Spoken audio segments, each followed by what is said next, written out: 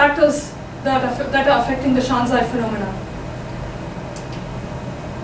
What is it that is making the Shanzai company successful? There are two types of factors that I would like to mention. One is the soft factors, which is the culture and the policy, and the hard factors, which is the demand and the supply. So what's success to do with their culture? The Chinese are fearless experimenters, and it's long rooted in their history. What they do is they usually try for something new, and they analyze and they work on the process. And in case if it doesn't work, they abandon it and they try for something else new, which is new, or they continue experimenting. So which is actually inbuilt in their the reasons they are successful. The second one is the policy. In China, the rules and regulations are not very strictly enforced. In 2007, the government lifted the regulations of producing the handsets, the mobile handsets, which helped several handset manufacturing companies to manufacture cell phone sets. And another reason is there are no strong patent laws in China, and the hard factors are the demand and the supply. One of the reasons is of demand, which is China has about 1.3 billion people, out of which 60% live in rural China. The traditional and the mainstream companies, they concentrate in the larger cities, versus the Shanzai, they concentrate on the people who are either middle class or the people who are living in the rural China, who are the farmers, the students, the elderly. And one way that they create the demand is on the supply side. The Chinese mobile market or manufacturing system it's developed into a perfect ecosystem, which means just in the city of Shenzhen, one of the cities, there are about 30,000 companies, and these companies are like they do design, they manufacture parts.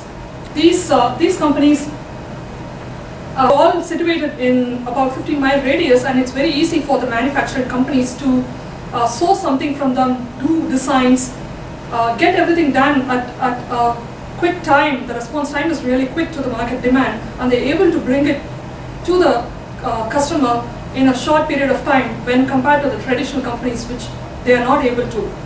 That's one of the supply in China is one of the major factors for them to be successful. Let us see the Shanghai company's successful growth pattern. They initially start as a copycats. They have a tremendous understanding of the local business, and they have a responsive and resilient business model. They quickly develop the handsets. This is the important characteristics.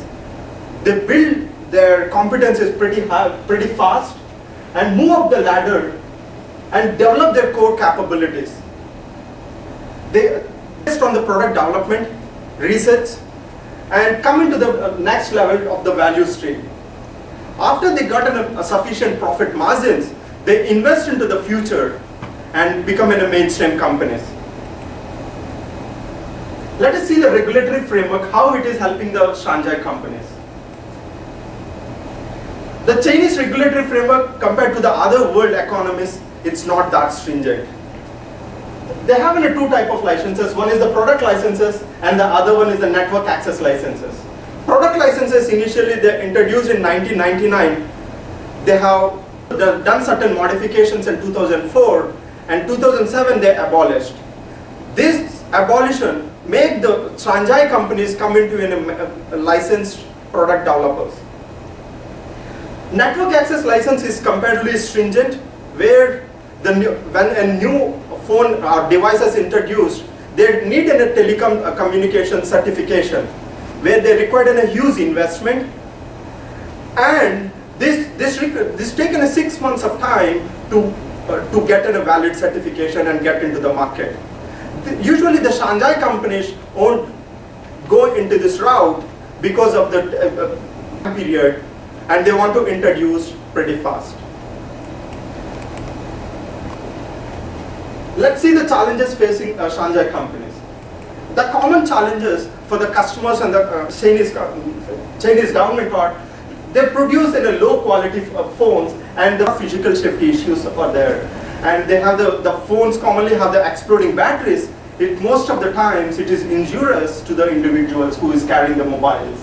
And the possibility of high radiations and lack of after support makes them uncompetitive in the world market. And Shanghai companies produce cell phones doesn't have that IMEI number, which is very important for the security. So it is very important for the Shanghai companies to have an IEM number in order to get into the world markets. Let's see the lessons, what we can learn from the Shanghai companies. Foreign and the local allied companies always frustrated with the Shanghai techniques and Shanghai phenomena. However, there are a lot of lessons we can learn from the Shanghai-like companies or Shanghai phenomena.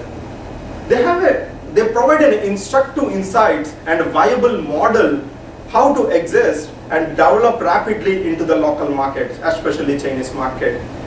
And they have a very rapid speed cycle from lab to the market.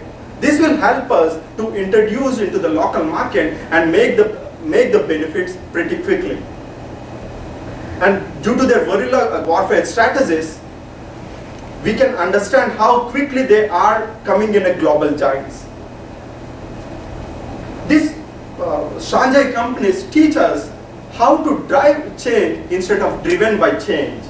Companies need to be a constructive disruptors and game changers. Come out from the comfort zone, be a fearless experimenters. Thank you.